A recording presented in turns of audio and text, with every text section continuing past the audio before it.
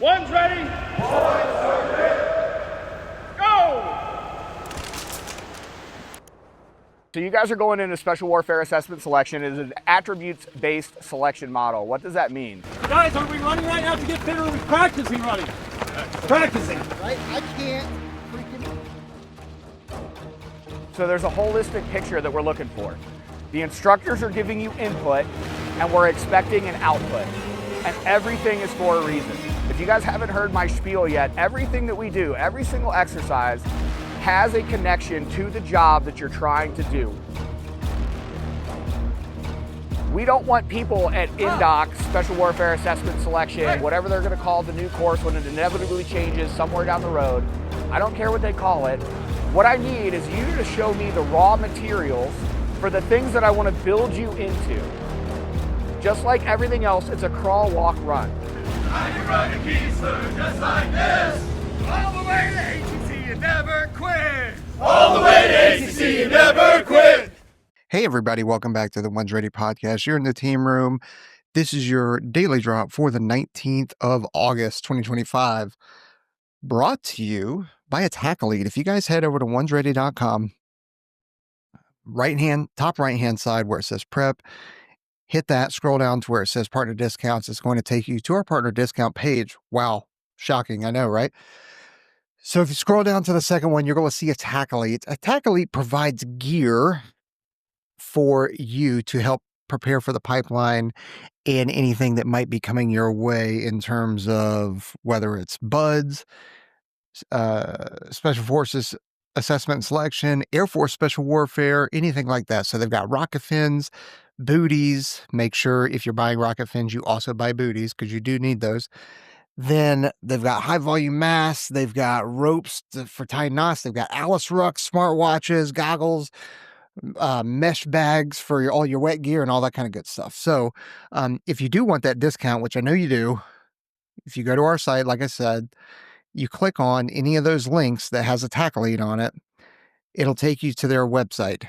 And once you're at their website, as long as you don't have pop-up blockers enabled, then a pop-up window will show up and it'll give you a generated code to use right there on the spot for a 10% discount. So enjoy. All right. On to the joint news.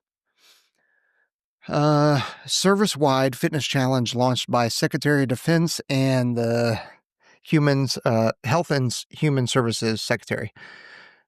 Defense Secretary Pete Hegseth and Health and Services Secretary Robert F. Kennedy Jr. led the Pete and Bobby Challenge, a service-wide fitness competition at the Pentagon Athletic Center. Teams from the Army, Navy, Air Force, Marines, Space Force, and DoD civilians attempted to complete 50 pull-ups and 100 push-ups, 100 push-ups in under 10 minutes. The initiative aimed to reinforce the fit, not fat ethos as part of the broader Make America Healthy Again, MAHA campaign.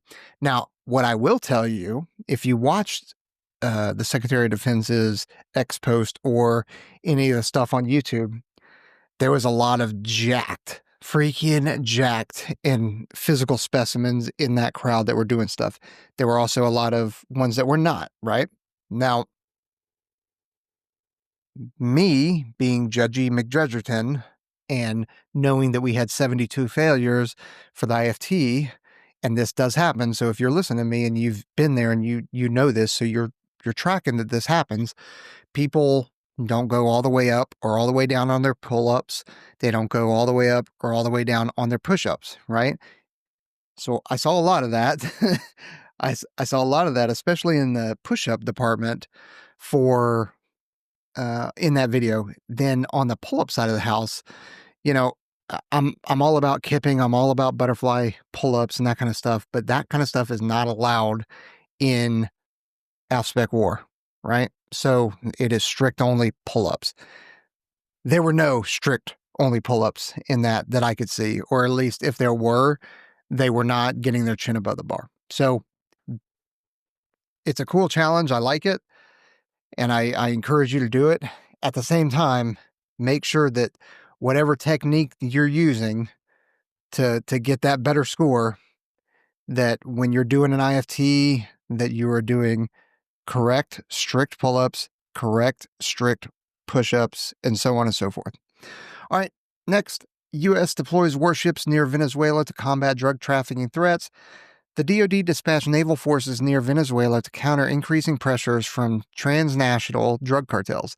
The deployment enhances maritime security in the Caribbean and supports regional counter narcotics and stability operations.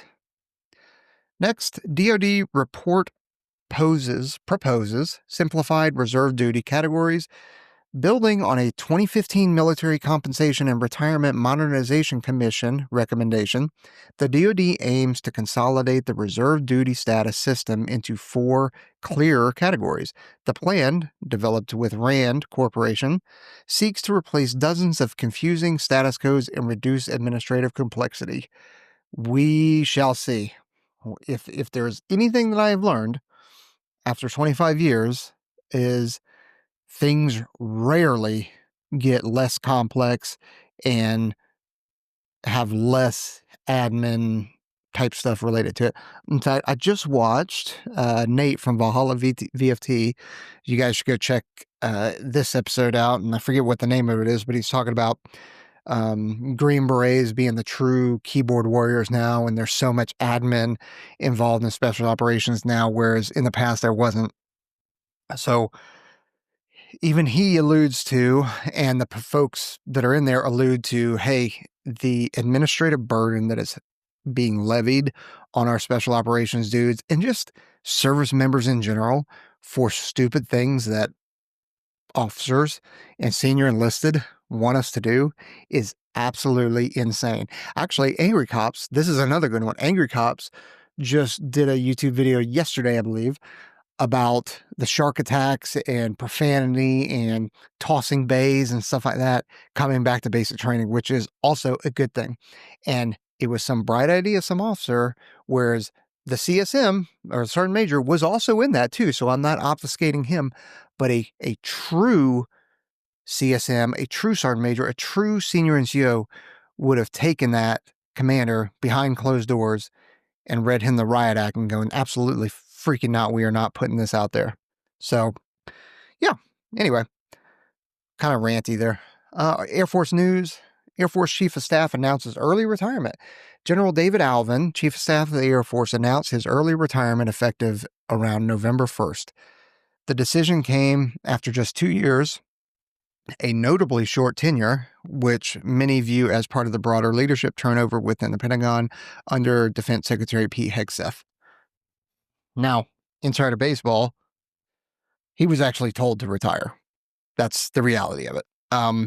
So, whether you agree with that or not, whether you consider it being fired, whatever, but he was told to retire. So, there you go. So it'll be interesting to see who we get. I know who we're getting, but I actually cannot say who we are getting. So that is the one thing that I like when I get all these insider details about stuff. There are things that I am told that I can say and things that I'm told that I can't say. Simply that I don't give away my sources really and the methods, the way I get this information. But most of you probably know, especially if you're active duty and you're within ACC, you probably know who is going to be the new CSAF, but I'll bite my tongue for now. All right, next, 12th Air Task Force completes Bamboo Eagle certification. The 12th Air Task Force achieved final operations certification following exercise Bamboo Eagle 23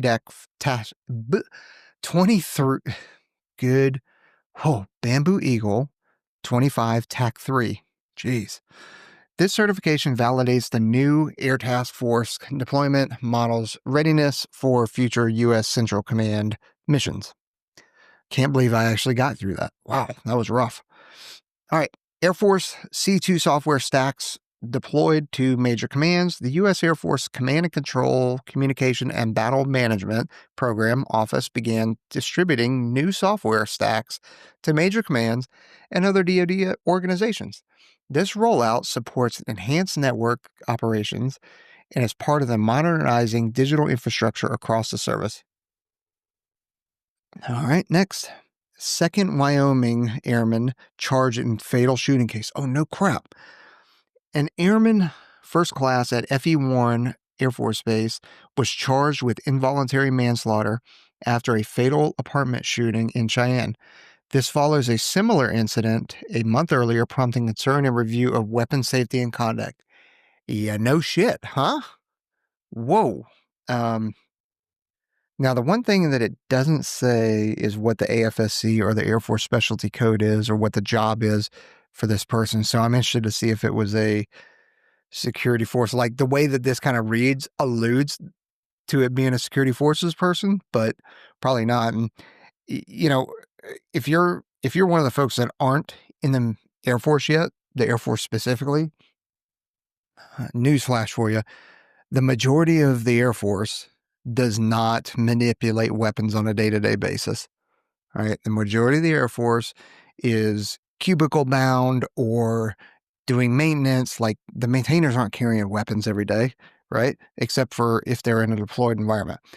Your weapons manipulators are your security forces, your CADMS instructor, your Air Force Special Warfare. Those are probably, your armors, which is CADMS. That's probably it.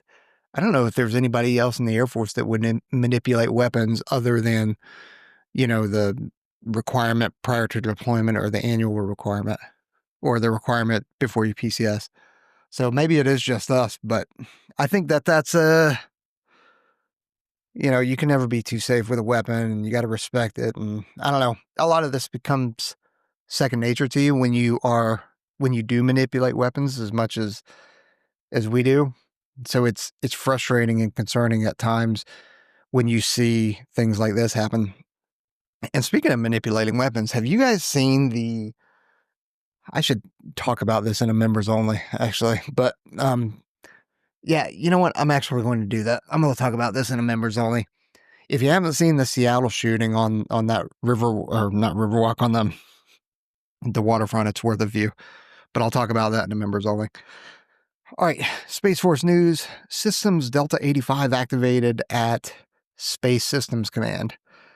Space Systems Command activated Systems Delta 85 at Peterson Space Force Base to manage integrated battle management, command and control, and space intelligence under BMC-3I portfolio. The new organization aligns acquisition programs with operational needs.